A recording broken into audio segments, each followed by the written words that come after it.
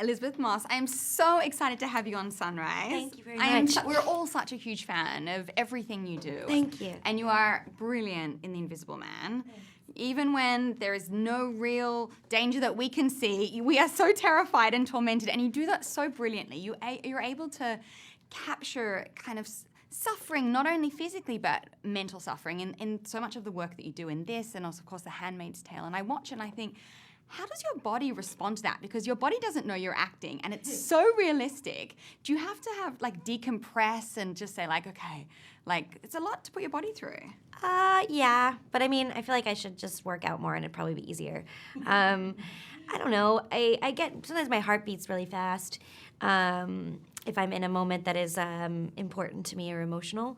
But it's really not that hard. Come on, what I do is not that hard. For you. You're so amazing. Thank you. And when you hear about the title, The Invisible Man, you kind of think, oh, it's a monster film and Yeah. it's going to be following him. But it's really told through the narrative of your character, who's this strong woman who finds herself kind of fighting for mental stability and physical safety and all this stuff. Was that exciting for you to be kind of the driving force for this narrative?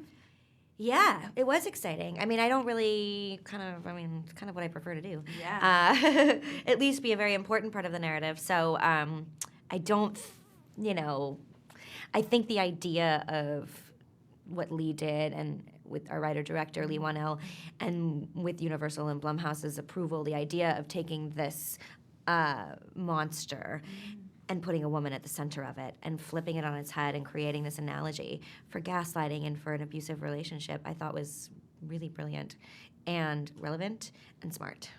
So much of what you do is a social reflection of what's happening in society, whether it be Handmaid's Tale talking about so many things, including a woman's right to her own body, and this talking about domestic abuse. Is that so important in the roles that you choose, that it be very much speaking to important current issues affecting women in particular? I mean, I think it's important to me is to tell stories that are important to tell, whether it's about, yes, exactly, like somebody who is escaping a relationship or somebody who doesn't have autonomy over their body. These are things that I find relevant, I find important. I think we want to watch stories about what we're going through in a society and what we're experiencing. And I feel like for me, this is something that as a woman we are all experiencing and we're all dealing with in many different countries, in many different ways. And so, yeah, I am attracted to that. What do you hope? Because obviously the arts have such a big impact in, shaping the minds of people, through entertainment.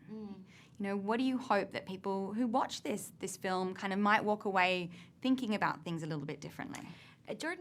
Jordan Peele used to call them entertaining popcorn film. Now I'm going to mess it up. There goes the brain. It's gone now. What was it that he said? Oh, well, it's lost now. It's never to return. What do you say? No, we should always go with what Jordan Peele says.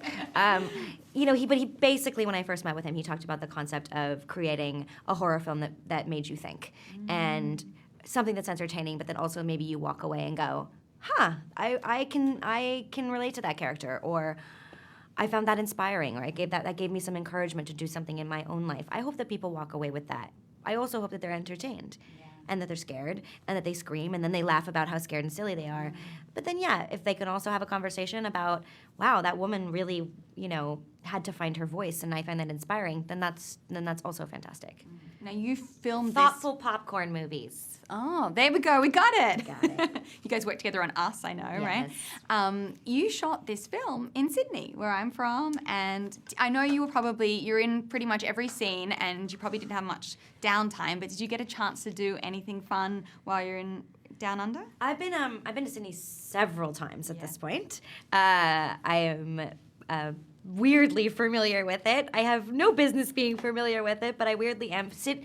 Australia to me is like, Australia and America to me are like what LA and New York are to people. Like, it's like, I go there, I've been there and worked there so much at this point. So I am really familiar with it, which was great, because this trip I really felt like, oh, I know where to go, I know where things are.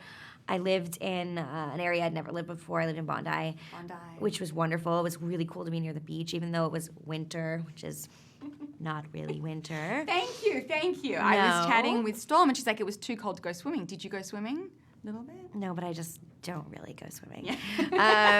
But I looked at the beach and it looked lovely. That's so good. You have a coffee when you were down there? Oh, yeah. The coffee is good.